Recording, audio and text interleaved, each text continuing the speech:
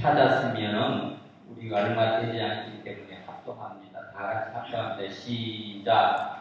또 너희가 열심으로 선을 행하면 누가 너희를 해하리요. 그러나 의를 위하여 고난을 받으면 복 있는 자니 저희의 두려워함을 두려워 말며 소동치 말고 너희 마음에 그리스도를 주로 삼아 거룩하게 하고 너희 속에 있는 소망에 관한 이유를 묻는 자에게는 대답할 것을 항상 예비하되 온유와 두려움으로 하고 선한 양심을 가지라. 이는 그리스도 안에 있는 너희의 선행을 욕하는 자들로 그 비방하는 일에 부끄러움을 당하게 하려 함이라. 아멘. 오늘 귀한 말씀 받아서 여러분들이 고난을 이기는 삶을 사시기를 바랍니다.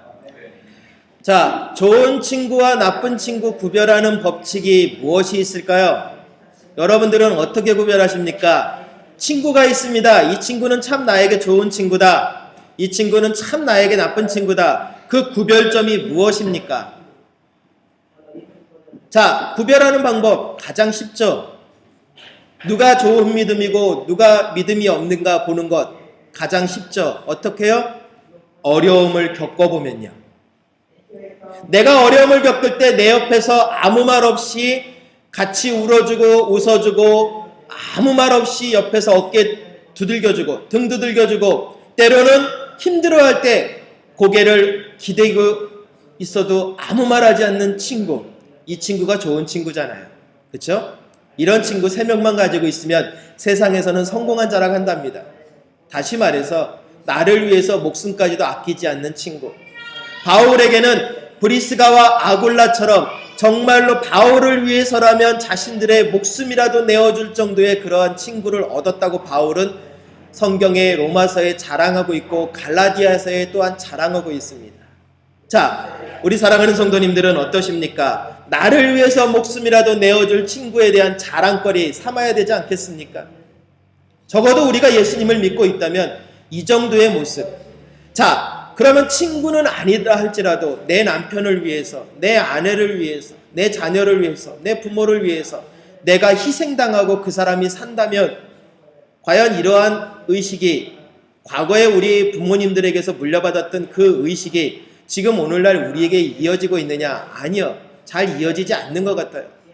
과거의 부모님들의 모습을 뵙고 할머니, 할아버지 앞에서 늘 들었던 얘기가 있습니다. 자신을 죽이고 항상 상대방이 살 수 있도록 배려하라. 상대방을 먼저 존중하면 네가 존중받게 되느니라. 그때 철없이 던졌던 질문이 있었습니다. 할아버지, 할머니, 그러면 그것이 정말로 가능합니까? 어린 눈에는 그게 가능한 걸로 보이냐는 얘기예요. 그때 외할머니께서 웃으시면서 그러시더라고요. 가능하다. 한 번 참으면, 2번 참으면, 3번 참으면 세상에서도 살인을 면한다고 하지 않느냐. 참언 1자 3번이면 살인도 면하는 것처럼 가장 사랑하는 사람을 위해서 5번, 10번을 못 참는다면 그게 어찌 사랑이겠느냐. 예수님은 우리를 위해서 그렇게 참고 계신다라는 거죠. 자, 저와 여러분들은 인생의 한편으로는 3분의 1은 성공했습니다. 왜 성공하셨습니까? 예수님이 여러분들에게 친구가 되어주신다고 하셨고 그 예수님은 저와 여러분들을 위해서 이미 목숨을 주셨습니다. 그러니까 우리는 인생의 3분의 1은 성공했습니다. 나머지 3분의 2도 성공해야죠. 그러려면 어떻게 해야 되겠습니까? 다른 사람들에게 믿음을 요구하기 전에요. 내가 먼저 믿음을 보여야죠. 내 모습, 내가 먼저 나를 존중하지 못하면 다른 사람들이 나를 존중하지 않습니다.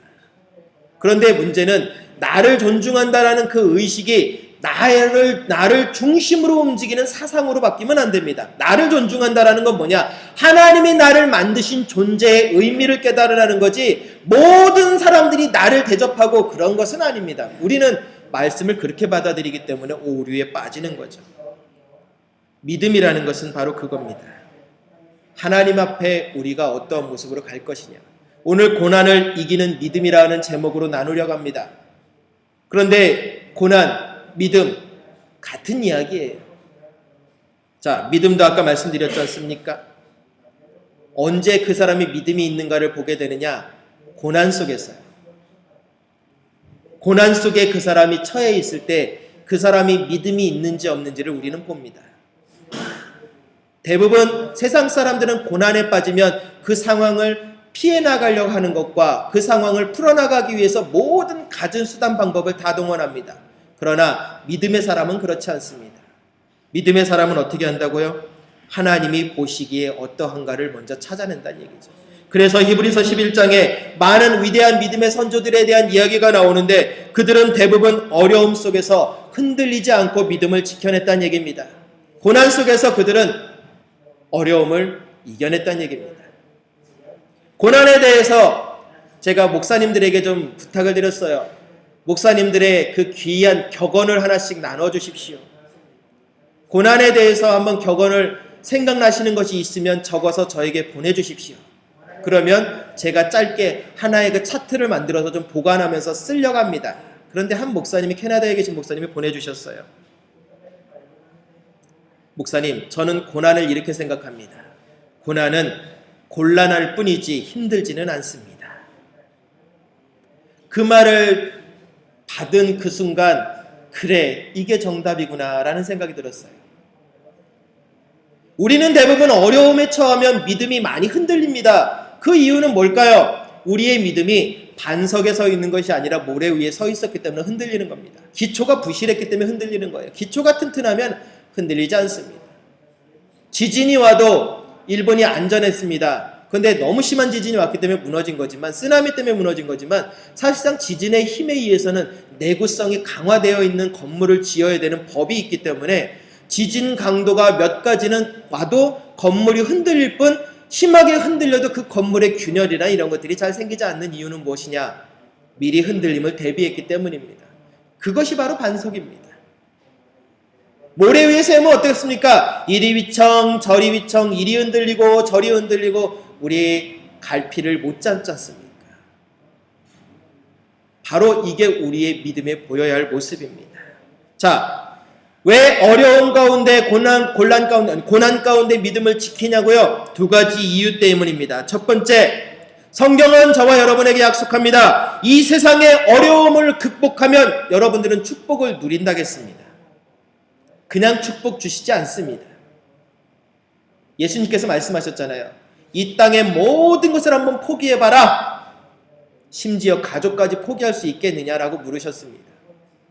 그런 마음이 완전히 들면 하나님께서 그때서야 비로소 이 땅의 100배의 축복과 아울러 내세의 영원한 생명을 준다겠단 말입니다. 그런데 그 포기라는 그 단어와 100배의 축복 사이에 뭐가 들어가 있습니까? 포기는 곧 고난입니다. 물질적인 어려움이 아니라 이 심적인 갈등이란 얘기입니다. 왜 그럴까요? 고난은 내가 원하는 대로 가지 않기 때문에 내가 빠져드는 함정이거든요. 내가 원하는 방향이 있습니다. 이러한 방향대로 가지 않으면 우리는 그것에 대해서 무조건 적개심을 갖게 됩니다. 그러니까 그 스스로 고난을 만드는 거예요. 고난, 우리는 이겨내야 합니다. 다시 말해서 마음을 잡아야 된다는 얘기죠. 두 번째는 무엇이냐? 이 세상의 어려움을 그대로 당할 수밖에 없을 경우도 있습니다. 그래서 그냥 죽을 수도 있어요. 하지만 믿음이 흔들리지 아니하면 영생의 축복을 누립니다. 자, 이 두 번째가 우리가 제일 받아들이기 힘든 일이에요. 왜냐? 아무리 기도해도 답이 없습니다. 아무리 말씀대로 지켜도 답이 없습니다. 악한 자들은 뭔가 좀 하면은 잘 되어지는 것 같아 보입니다. 정말 융통성 있게 대충대충 신앙 섞어가지고 섞어찌개처럼 신앙생활해버리는 사람들의 모습을 보면 왠지 잘 풀려나가는 것 같습니다. 그거를 부러워하지 말라고 성경은 이야기합니다. 그들의 미래가 달라진다고 얘기했습니다. 눈앞의 악을, 눈앞의 그런 타협을 우리는 자꾸 바라보려고 합니다. 그러니까 고난을 못 이겨내는 겁니다. 왜 저 사람은 저렇게 잘 되는 거야? 예수님 대충 믿었는데. 아니, 기도도 안 하고 교회도 안 다니고 악한데 왜 이렇게 잘 되는 거야? 이 땅에서 잘 될지는 모르지만 영생의 축복은 없단 말입니다. 아무리 이 땅에서 잘 먹고 잘 살면 무엇합니까? 죽어서 영생의 축복의 강을 건너지 못할 건데요. 이건 제 말이 아닙니다. 성경의 말입니다. 그래서 무섭다라는 겁니다. 하나님은 1.1핵이라도 가감하지 않으시는 분이기에 우리는 그 원칙대로 지켜나갈 수밖에 없는 것입니다. 그래서 어려움을 이겨낼 때 첫 번째, 이 땅에서 풀어내줄 수 있습니다. 그때는 감사하십시오. 더 감사하십시오. 그러나 만약에 풀어지지 않을 때에도 하나님 앞에 흔들리지 말란 얘기입니다. 왜냐? 다니엘의 세 친구, 우리는 하나냐와 미사엘과 아사랴를 보게 됩니다. 어떻습니까? 불 가운데 집어넣는다고 협박이 들어옵니다. 너의 하나님을 믿는 신앙을 버려라. 그러면 불 가운데 들어가는 것만큼은 면하게 해줄 것이다. 자, 저와 여러분이 이 상황에 처했습니다. 하나님을 버릴 것이냐? 하나님의 이름으로 그냥 여기서 젊은 나이에 죽을 것이냐? 어떤 방법 선택하시겠습니까? 솔직하게 우리 자신을 들여다보면 불 속에 뛰어들 마음이 있으십니까? 머릿속에 만감이 교차해요. 아직도 할 일이 많은데 뭐가 있고 뭐 못한 게 있는지, 왜 그런 것들이 머릿속에 참 많이 떠오르는지 입으로는 이야기를 합니다. 아멘, 주 예수여 어서 오시옵소서, 나를 데려가시면 감사하겠나이다 하고 얘기를 하는데 늘 말씀드리잖아요. 그래, 지금 와라 하고 전화가 딱 호출이 오면 우리는 두려워합니다. 조금만 있다가요. 그게 믿음은 아니거든요. 호출이 왔으면 바로 갈 줄 아는 게 그게 믿음이란 얘기입니다. 하나님이 호출 왔다고 해서 바로 우리 부르실까요? 아니요. 저와 여러분의 사명이 있기 때문에 그 사명을 완수하기까지는 이 땅에 묶어두십니다. 그리고 또 한 가지, 사명 완수뿐만 아니라 저와 여러분들이 온전히 예수 그리스도처럼 변화되어질 때까지 기다려주시기에 이 땅에 묶어두시는 겁니다. 그게 바로 우리가 풀어내야 할 부분입니다. 그렇기 때문에 우리는 하나님의 말씀을 붙들어야 한다는 겁니다. 그래서 오늘 본문에 이야기를 합니다. 35절에 뭐라고 합니까? 그들은 믿음으로 나라들을 이기기도 했고 불의의 세력을 멸하기도 하며 칼날을 피하기도 하며 이방 사람들의 진을 물리치기도 하며 여자들은 자기의 죽은 자들을 부활로 받아들이기도 하며 라고 했습니다. 히브리서 11장의 내용입니다. 이겼단 말입니다. 하나님의 권능으로 세상을 이겨냈단 말입니다. 예수님이 이미 말씀하셨잖아요. 내가 세상을 이기었노라. 너희는 강하고 담대하라가 였습니다. 그런데 강하고 담대하라겠다 해서 세상의 사람들보다 더 앞서라는 얘기 아닙니다. 무엇을 하라고요? 그들 앞에 겸손한 모습을 보이라. 강하고 담대한 것은요, 지킬 수 없는 겸손을 지키는 것이며 겸손할 수 없는 것뿐만 아니라 정직함과 거룩함을 지켜내라는 얘기입니다.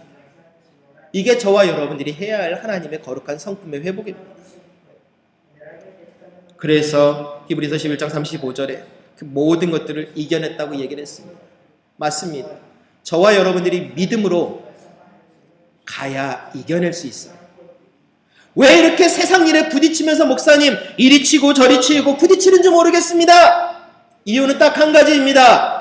내가 믿음으로 도전 안 하고 있기 때문입니다. 기도하고 있습니다. 기도하면 무엇 하느냐는 얘기입니다. 내가 정말 그 기도하는 이유가 하나님 앞에 집중되어 있느냐가 중요하다고 말씀드렸잖아요. 이 일을 통해서 하나님이 영광 받으실 것인가. 토요일날 아이들에게 지금 성경 공부하면서 그것을 가르치고 있습니다. 과연 너희들의 모습을 통해서 하나님이 영광을 받고 있느냐. 우리는 그것을 생각해야 합니다. 내 모습 때문에 하나님이 부끄러워하면 안 되잖아. 고난을 이겨내는 믿음은요, 나를 하나님이 부끄러워하지 않는 믿음입니다. 성경은 우리에게 이야기하지 않습니까? 예수님께서 하신 말씀을 기억합니다. 너희가 세상 앞에서 나를 부끄러워하면 나도 아버지 앞에서 내가 너희를 부끄러워할 것이다. 이 말은 무엇입니까? 너희가 어려움을 겪었을 때, 당했을 때 그 믿음의 순수함을 잃어버리면 나도 너희들을 위해서 더 이상 변호할 수가 없지 않느냐라는 예수님의 항변입니다. 그런데 우리는 탓하기 바빠요. 안 된다고 말씀드렸잖아요. 또한 33절에서 38절의 히브리서의 말씀에 이렇게 얘기를 합니다. 뭐라고요? 고난을 받되 구차히 풀려나기를 원하지 않는다. 결박하여 옥에 갇히는 시험을 당한다. 맞아요. 정말 믿음의 순수함을 유지하면 유지할수록 더 고난을 받으실 겁니다. 왜냐고요? 세상 사람들은 우리들의 순수한 믿음을 타락시키고 싶어 하거든요. 말씀드렸잖아요. 세상 사람들이 우리를 비방하는 이유가 뭐라고요? 자기들처럼 되어지지 않기 때문입니다. 그렇다면 교회는 욕먹어야 됩니까? 예, 욕먹어야 합니다. 오늘날 교회의 모습이 그러면 제대로 된 모습입니까? 아니요. 오늘날 교회라고 전 말씀드리지 않았습니다. 교회의 본질은 세상 사람들에게 욕먹을 수밖에 없다라고 하는 겁니다. 왜요? 교회는 정직함이 살아있는 곳이고요.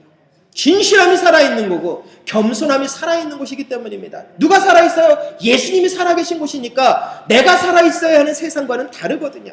욕심을 챙겨야 되는 세상과는 다른 곳이거든요. 그러니까 세상 사람들이 자꾸 교회를 욕합니다. 니네들이 순수하면 얼마나 순수해. 니들이 정직하면 얼마나 정직해. 니들이 겸손하면 얼마나 겸손해. 날마다 그걸로 우리를 찔러댑니다. 그렇게 찔림을 당할 때 저와 여러분이 해야 할 일이 있습니다. 찔리셔야 합니다. 항변할 이유 없어요. 저도 많은 일을 겪었지만 가장 중요한 거 깨달은 게 그겁니다. 말씀 속에서 깨달은 것이 항변할 이유가 없다라는 것이었어요. 말로 상대방을 설득시킬 수 없습니다. 어떻게 변화시켜야 된다고요? 그들을 감동시키라는 겁니다. 그래서 말씀드렸잖아요. 세상 사람들은 저와 여러분들을 비난할 것입니다. 왜입니까? 하나님 앞에 그 아름다운 모습의 회복을 그들은 원하지 않기 때문입니다. 그러므로 저와 여러분들이 당하는 고난이요, 당연히 감사할 일이에요. 십자가 때문에 내가 고난당한다면 감사할 일입니다. 예수님 때문이라면 감사할 일입니다. 그러나 예수님 때문도 아니고 십자가 때문도 아니고 내 욕심 때문에 고난당하는 그거는 고난이 아닙니다. 근데 우리는 모든 걸 다 하나님께 갖다 연결시키려고 하는 그 잘못된 버릇이 있어요.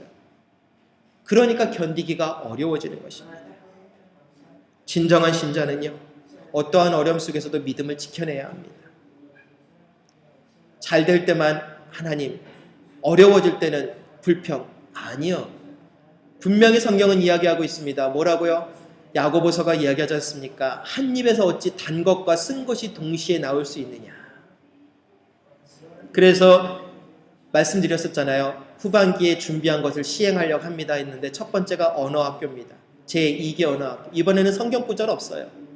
일기 때는 성경 구절만 찾아서 하나님의 말씀과 사단의 말을 구분 지어드렸습니다. 이번에 제2기는 7월 22일부터 주일날 오후에 시행할 겁니다. 오후 예배 대신에. 믿음 시리즈는 이제 12강으로 마치니까요. 그 언어의 영성, 내가 사용하는 언어가 내 믿음을 드러내는 것에 대한 한번 들여다보고자 하는 그 모습입니다. 믿음이라는 건요, 언어예요. 왜 언어입니까? 말씀드렸잖아요. 마음이 생각을 다스리고 생각이 언어를 다스리고 언어가 행동을 다스린다고요. 결국은 뭐라고요? 내 마음이 곧 내 말이 돼버렸다고요. 감추고 싶어도, 속을 감추고 싶어도 말 속에 다 생각이 나오거든요. 바로 그 모습입니다. 하나님 앞에 우리 지킨다라는 것은요, 마음을 지키는 것입니다. 오늘 보면 13절에 이야기를 합니다. 선을 행하면 해를 당하지 않는다. 정말 해를 당하지 않을까요? 아니요. 해를 당합니다. 그럼 본문이 잘못됐다는 이야기입니까? 아니요. 처음에는 해를 당합니다.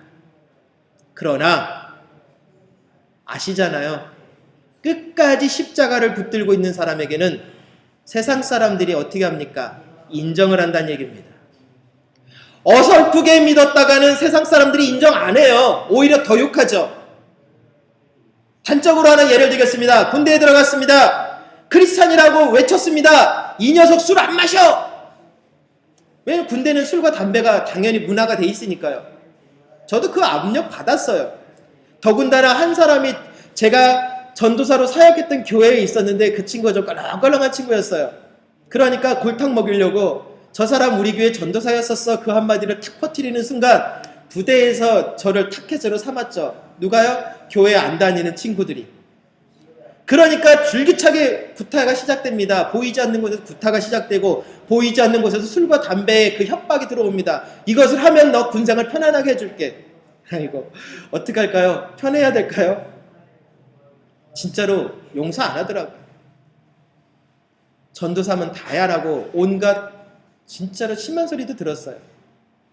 내가 크리스천 학교를 다니는데 내가 왜 그 대학을 선택했는지 모르겠다고. 너 같은 기독교인들 때문에 내가 골치가 아파 죽겠다고. 너는 그러니까 나한테 맞아야 되고 직속 위에 있던 고참한테 실컷 그냥 맞기도 했어요. 보초 쓰다가. 아무도 안 보는 한밤중에 엎드려 버쳐 시켜놓고 개머리판으로 사정없이 엉덩이를 치더라고요. 말 못하죠. 그 순간 갈등이 생겼어요. 이까지 신앙이 뭘까? 그냥 한마디 꼭 눈 감으면 되는데. 그때 옆에 친구들 같이 교회 다니는 친구들 몇이 있었거든요. 동기들 중에. 그거에 무릎 꿇고 마시기 시작하는데 한 친구가 등치가 저보다 더 산만한 좋은 친구예요. 그 친구가 딱 일어났으니 그럽니다. 무슨 말을 해도 소용없습니다. 제가 감옥에 가는 한이 있어도 있을 때 안 마시는 것 때문에 감옥에 간다면 전 가겠습니다. 그 말 한마디 하니까 고참들이요. 가만히 쳐다봐요. 그러더니 저를 호출합니다. 서영석, 넌 어떡할 거야? 당연한 거 아닙니까? 저도 그러겠습니다. 그런데요, 재미난 건요. 그 뒤로 나머지 생활이 참 편했어요. 왜일까요? 저놈은 예수쟁이야. 아예 예수쟁이라는 말로 그 친구와 저는 열애예요. 회식을 한다고 해도 항상 열애로 한쪽 구석에 처박아 놓고 니들은 사이다나 마시고 있어 이놈아. 그리고 저쪽 구석에 처박아 놓고 저희들은 앉아 있습니다. 너무 행복해요. 그렇다고 안 어울리냐고요? 같이 노래 부르고 위하여 그러면 위하여 하고 팅하고 병 하나 가지고 팅 해주고요. 이게 바로 이겨내는 겁니다. 선을 행하면 해를 당하지 않는다라는 게 뭐라고요? 꾸준하라고요. 한 번, 두 번 해봤는데 안 돼요, 목사님. 그러니까 안 되는 거죠. 선은요, 꾸준해야 해요. 바뀌는 게 아닙니다. 날씨가 변했다고. 아니요, 바뀌는 게 아닙니다. 우리 사자성어 있잖아요. 초지일관한다고요. 한 번 마음 먹었으면 그 끝까지 가는 거. 그게 바로 신앙인들이 지켜야 될 선입니다. 그 선은 무엇입니까? 하나님이요. 성경에 말하는 선은 하나님이고요. 성경에서 말하는 악은요. 세상에 남의 물건 훔치고 그런 것이 아닙니다. 하나님을 무시한 채 하나님을 제껴두는 것이 악이고 죄라겠습니다. 그러므로 저와 여러분, 선을 행하면 해를 당하지 않습니다. 끝까지 지켜내십시오. 그렇다면 반대적으로 선을 행할 때 해치려고 하는 존재는 누구입니까? 사단이죠, 당연히. 사단은 저와 여러분들 넘어지는 거 좋아하거든요. 어떻게든 태클 겁니다. 그 태클에 이겨내라고 말씀드렸잖아요. 미국에서 있었던 일 설명을 드렸잖아요. 어떤 칠순 할머니가 교회 헌금을 이렇게 해가지고 훔쳐가지고 가다가 잡혔다고요. 그러자마자 인터뷰에 뭘 하겠다고요? 사단이 저를 시켰습니다. 자, 사단이 정말 그 할머니를 시켰을까요? 아니요, 안 시켜요. 유혹만 할 뿐이지. 사단은요, 저희들에게 명령 못합니다. 유혹만 할 뿐입니다. 그 유혹에 넘어가는 건 누구라고요? 우리요. 하나님이 저와 여러분을 최고로 만드셨습니다. 그 최고를 엉망으로 만들거나 최고로 만드는 것은 누구의 힘이요? 우리의 선택에 달렸다고요. 나를 최고로 여기시는 하나님 앞에 나를 최고로 맡겨서 드리고 최선을 다하면 나를 높여주십니다. 그런데 하나님을 신뢰 안 하면요, 결국 무너지는 거죠. 이게 저와 여러분들이 풀어내야 될 숙제죠. 그러니까 흔들리지 말자는 얘기입니다. 그러면 고난을 당하면 하나님은 우리를 안 지키신다고요? 아니요. 하나님은 항상 불꽃 같은 눈으로 저와 여러분들을 지켜주고 계신다는 겁니다. 그러니까 하나님을 신실하게 바라봐야 된다는 얘기죠. A.W. 토저라는 사람이 그 얘기를 했습니다. 하나님 생각이 이렇게 기쁜데 어떻게 다른 생각들로 기쁠 시간이 있느냐라고. 저와 여러분, 하나님 생각 때문에 기쁘십니까? 아니면 먹을 음식 때문에 기쁘십니까? 아니면 입을 옷 때문에, 아니면 월급날 얼마만큼 보너스가 나오는 것 때문에 기쁘십니까? 만약에 우리가 하나님 때문에 기쁘다면 이 세상에 있는 것들이 조금 머릿속에서 사라지겠죠. 그러나 그렇지 않다면 우리의 믿음은 한번 두들겨 봐야 될 점검 사항입니다. 분명히 하나님 때문에 기쁘면 다 되거든요. 그런데 우리는 하나님 때문에 기뻐하지 않아요. 다른 것 때문에 기뻐하려고 합니다. 그게 우리의 모순이라는 거죠. 그러다 보니까 자꾸 무슨 일이 벌어지느냐, 어려움에 처하는 상황들이 다가와요. 그러나 고난이요, 당할 수 있습니다. 그 당할 수 있는 그 고난 부딪혀서 이겨내시라고요. 피하지 말라고 말씀드렸습니다. 디모데후서 3장 12절에 보니까 이렇게 얘기하고 있습니다. 경건하게 살고자 하는 자는 박해를 받을 것이다. 고난은요, 우리를 성숙시키지만 해는요, 우리를 성숙시키지 않습니다. 그러니까 고난과 해를 구별 지으셔야 합니다. 고난은 나를 성숙시키기 위한 테스트입니다. 그러나 해는 무엇입니까? 아예 상처를 줘서 일어나지 못하게 만드는 거예요. 고난은 하나님 은혜 가운데 일어설 수 있지만 해를 당하는 자들은 일어설 수가 없잖아요. 오늘 보면 14절에 그래서 이야기하지 않습니까? 의를 위하여 고난을 받으면 복이 있는 자다.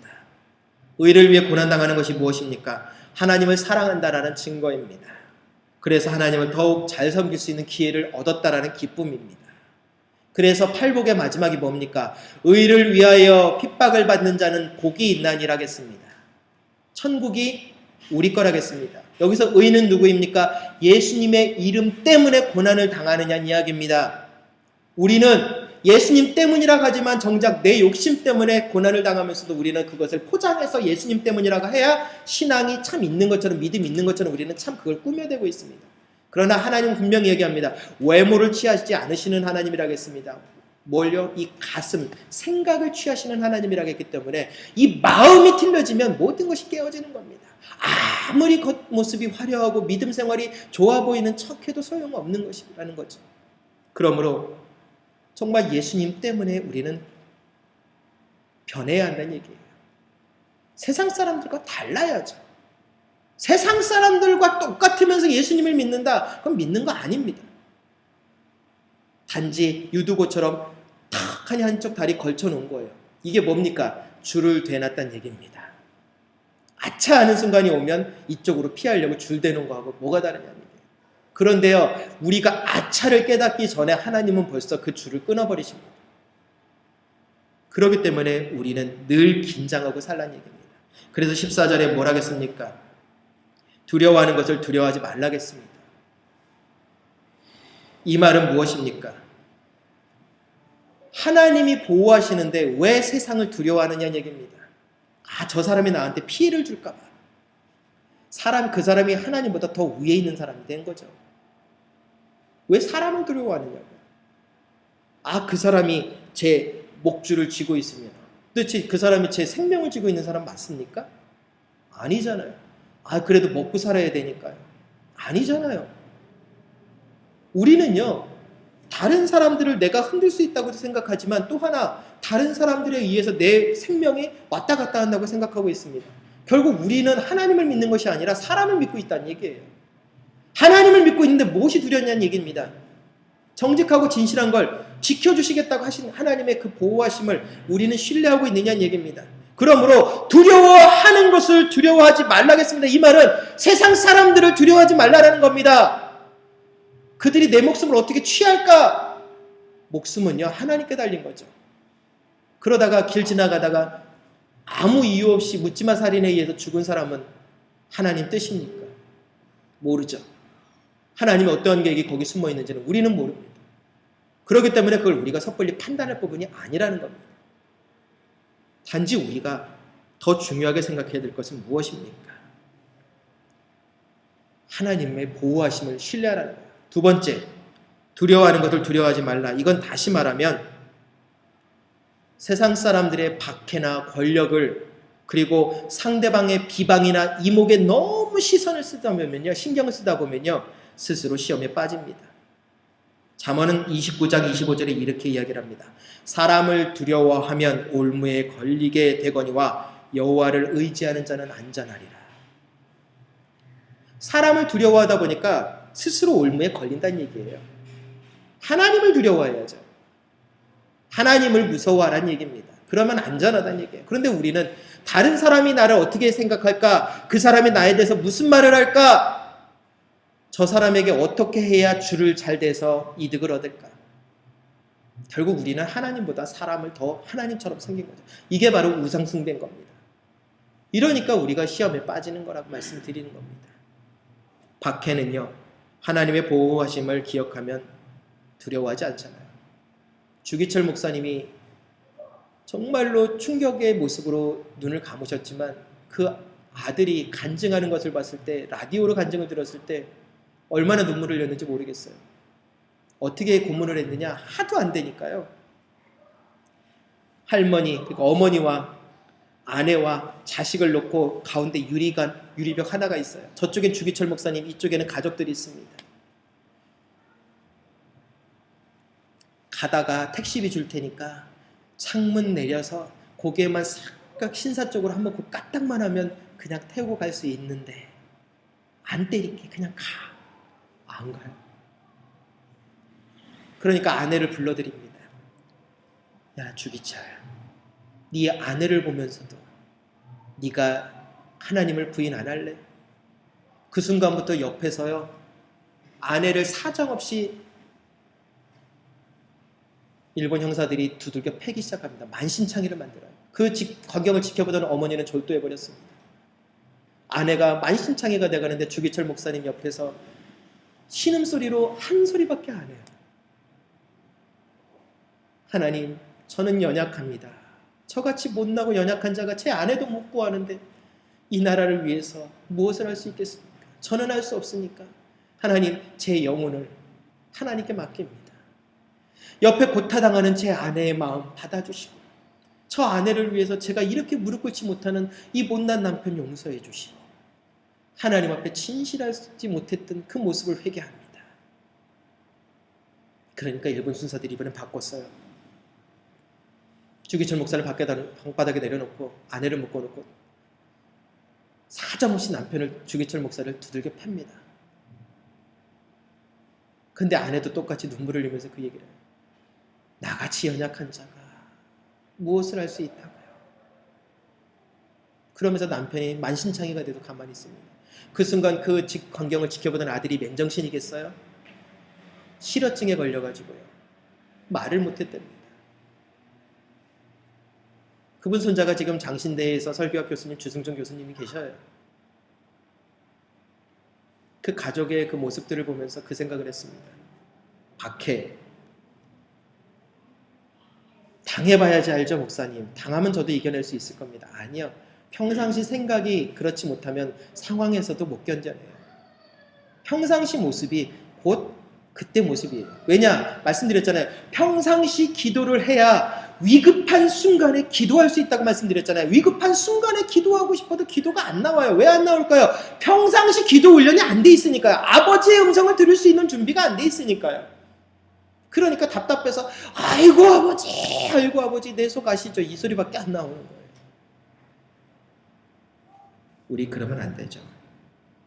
비방은요, 사람들의 칭찬보다 하나님의 칭찬을 더 귀하게 여기면 안 되죠. 사람들의 모습을 하나님 위에 두면 안 되죠. 하나님이 칭찬하는 것을 바라볼 때는 오른손이 한 걸 왼손이 모르게 하라고 이름도 없이 빛도 없이 하라겠습니다.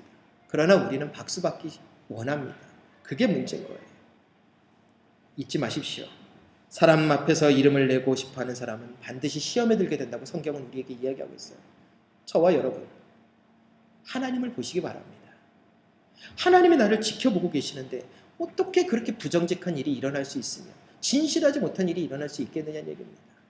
내 겉모습을 보고 사람들은 몰라요. 그 말에 넘어가니까. 그러나 하나님은 우리의 심령을 꿰뚫어 보고 계시는데 그 심령을 꿰뚫어 보시는 하나님을 만홀히 여기지 말라고 했던 것은 뭐냐? 만홀이라는 단어는 한마디로 말해서 하찮게 여기지 말라는 얘기예요. 결국 그런데 우리는 하나님을 하찮게 여기고 있거든요. 이게 바로 우리의 가장 큰 죄악입니다. 아나니아와 삽비라를 보게 됩니다. 그들이 선택해서 죽었던 이유는 뭘까요? 그들은 사람들을 하나님보다 더 우위에 뒀었기 때문에 그런 일을 당했던 겁니다. 저와 여러분, 믿음은요, 고난 가운데 흔들리지 않아야 합니다. 고통 때도 흔들리지 않아야 되지만, 그래서 오늘 15절에 뭐라고 합니까? 너희 마음에 그리스도를 주로 삼아 거룩하게 하라겠습니다. 이 말은요, 주님을 모시고 거룩하게 같이 살라는 얘기가 아닙니다. 내 마음속에 그분이 정말 거룩한 분임을 인정하고 살라는 얘기입니다. 다시 말해서 그분이 거룩하면 어떻게 됩니까? 나도 자부심이 생기잖아요. 자, 스페인 국왕이 지나가다 말고 들렸습니다. 여러분들과 같이 개별적으로 가족 사진을 찍었습니다. 이명박 대통령이 여기를 와서 순방을 왔다가 서반업기에 왔다가 여러분들 옆에 서서 같이 사진을 찍었습니다. 그 사진 대문짝만하게 해가지고 한쪽 벽을 전체를 도배를 해도 해놓을 겁니다. 왜입니까? 나 대통령하고 어깨동무하고 사진 찍었어. 자부심이라고 얘기를 할 거예요. 내가 가까이 할 수 없는 사람이라고 생각하는 거죠. 예수님 바로 그런 분입니다. 그러한 분으로 인정을 할 때 저와 여러분도 그러한 분처럼 닮아갈 수 있다는 얘기예요. 예수님을 우리가 우리 생각대로 흔들어버리게 되면 예수님은 결국은 우리 생각대로 흔들리는 분이기 때문에 우리 삶의 변화는 일어날 수가 없습니다. 가치가 높은 곳에 있어야 그것을 얻고 싶죠. 명품이 왜 명품입니까? 얻기 어려우니까 명품이죠. 왜 짝퉁입니까? 아무 데서나 살 수 있으니까 짝퉁이죠. 믿음은 그겁니다. 어떤 분들은 그럽니다.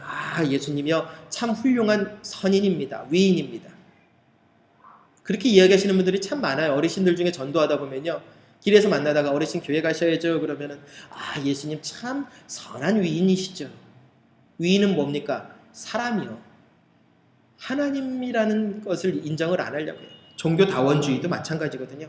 왜 예수님만 꼭 구원자냐? 다른 거는 왜 구원은 없다고 그러냐? 이게 종교다원주의예요. 교회 밖에도 구원은 있습니다. 예, 교회 밖에도 구원은 있습니다. 교회 밖에도 예수님은 계시니까요. 그러나 교회 밖에서 예수님이 아닌 다른 것으로 구원이 있다고 외치는 종교다원주의자들의 말은 틀린 것입니다. 사도행전 4장에 이야기하시지 않습니까? 천하 범사에 구원 얻을 이름은 예수님 외에는 주신 적이 없다고. 그런데 우리는 합리적으로 자꾸 만들어 가려고 합니다. 그것이 멋있는 신앙인 것처럼 보이려고 합니다. 요즘에 신학 세미나를 이렇게 해서 책을 이제 오는 것을 이제 읽다 보면요, 참 멋있는 말을 참 많이 해요. 그런데 문제는 그 멋있는 말들 속에 가슴에서 우러나오는 신앙의 고백은 없어지고 있다는 거죠. 마치 오늘날 교회처럼 지식적인 믿음 생활은 하는데 가슴의 신앙은 없다라는 겁니다. 가슴의 신앙은 변화하는 거예요. 내 부족함, 내가 정말로 자꾸 죄악 가운데 발을 디디는 것에 대해서 회개하고 하나님 앞에 돌이키는 모습이라는 겁니다. 왜 거룩한 분을 믿어야 될까요? 이유는 두 가지입니다. 인간의 칭찬을 추구하기 때문이고 하나님의 거룩한 은혜를 경험하지 못했기 때문입니다. 이상하죠? 반대로 드린 대답입니다. 이 두 가지를 반대로 하면 거룩한 예수님을 믿을 수 있다는 얘기입니다. 왜 예수님을 거룩한 분으로 믿지 못하느냐? 다시 설명드립니다. 인간의 칭찬을 추구하기 때문에 결코 예수님 거룩한 분이라고 생각 안 해요. 두 번째, 은혜를 경험하지 못했기 때문에 그분이 거룩한 분이라는 걸 모릅니다. 은혜를 경험하셔야 돼요. 그냥 삶의 채워짐의 은혜가 아니라요, 거룩한 하나님의 보이지 않는 영적인 그 은혜를 체험하셔야 된다고요. 그래야 하나님이 어떤 분인지를 알죠. 먹고 사는 문제 해결해주는 하나님이면 솔직히 말해서 죄송한 표현 하나 쓰겠습니다. 세상 신과 다를 바 없어요. 그냥 저기 나무 하나 놓고 비나이다 해도 먹고 사는 건 떨어집니다. 진짜요. 돌 이렇게 딱 쌓아놓고 그 앞에 건강하게 해주소서 하고 지성을 드리면 진짜 건강해집니다. 하나님 앞에는요, 그게 중요한 게 아니거든요. 내 영혼이 어떠냐가 중요한 거죠. 정작 우리의 영혼은 신경 안 쓰고 보이는 거에 신경 쓰고 있는 것이 곧 거룩함을 믿지 못한다는 얘기입니다. 그럼 믿지 못하는 사람들은 어떻게 됩니까? 하나님 앞에서 멀어지게 된다는 얘기예요. 그렇다면 우리가 해야 할 일은 무엇입니까? 예수님을 바로 믿지 못하는 사람들에게 저와 여러분들이 해야 할 일은 무엇입니까? 바로 가르쳐야 합니다. 그런데 말로 가르치려고요? 아니요. 말로 가르쳐봤자 소용없다는 거 아시잖아요. 그래서 아까 말씀드렸죠. 선을 행하되 끝까지, 다시 말해서 삶을 통해서 변화시키시라는 얘기입니다. 내 속에서 우러나는 진실한 그리스도로 말입니다. 내 영혼을 흔드신 예수님으로 말입니다. 눈에 보이는 것으로 사람들을 감동시켜봤자 소용없습니다. 보이지 않는 영혼으로 감동을 시키시라는 얘기입니다. 그것이 바로 저와 여러분들이 품어야 될 소망입니다. 고난을 이기는 믿음은요, 소망을 품으면 됩니다. 그런데 문제는 여기 있습니다. 문학가를 꿈꾸는 사람과 운동선수를 꿈꾸는 사람이 소망이 같을 수 있겠습니까? 다르죠. 제가 원래 국문학을 전공하고 시인이 되고 싶었거든요. 시 쓰는 걸 참 좋아해서, 글 쓰는 거 좋아해서 끄적끄적 하는 걸 참 좋아해요. 그러다 보니까 정말 시인이 되고 소설가가 되고 수필가가 되고 싶었어요. 근데 어떻게 하다 보니까 이쪽을 하나님이 부르셔서 이쪽으로 왔지만 지금도 그 꿈은 버리지 못하면서도 이루지 못하고 있어요. 그런데 운동선수의 소망과 같을까요? 다르죠. 소망이 분명한 곳에 있다면 우리는 그 소망에 맞추어야죠. 대통령이 불렀습니다. 슬리퍼에 반바지에 나시티로 갈 수 있겠습니까? 아니죠. 대통령이 부른 곳에 격식을 맞춰서 도착을 해야 합니다. 바로 이러한 것입니다. 우리는 싸우기 위해서 답변하는 게 아닙니다. 항상 다른 사람들을 말로써 가르치려고 합니다. 아니요. 내가 먼저 삶이 변화되어질 때 세상은 변할 수 있는 것입니다. 바로 이러한 모습으로 저와 여러분이 노력을 할 때 바로 그 고난을 이겨낼 수 있다는 겁니다. 소망을 가지십시오. 믿음을 가지십시오. 겉모습이 아닙니다. 이 가슴으로 한번 세상을 녹여주시기 바랍니다. 세상에 그런 광고 카피 제가 참 좋아한다고 말씀드렸잖아요. 가슴이 따뜻한 사람을 만나고 싶다. 제가 항상 선교사님들에게 보낼 때 쓰는 편지의 첫 구절이에요. 가슴이 따뜻한 분들을 만나고 싶습니다. 가슴이 따뜻하다는 건 뭡니까? 늘 똑같다는 얘기거든요. 우리 하나님 안에서 늘 똑같은 그 모습을 유지함으로 어떠한 고난 속에서도 흔들리지 말고 나아감으로 말미암아 이겨내는 믿음의 승리자들이 되시길 바랍니다. 거룩하신 하나님 감사합니다. 우리들의 믿음을 되돌아봅니다. 우리의 삶을 되돌아봅니다.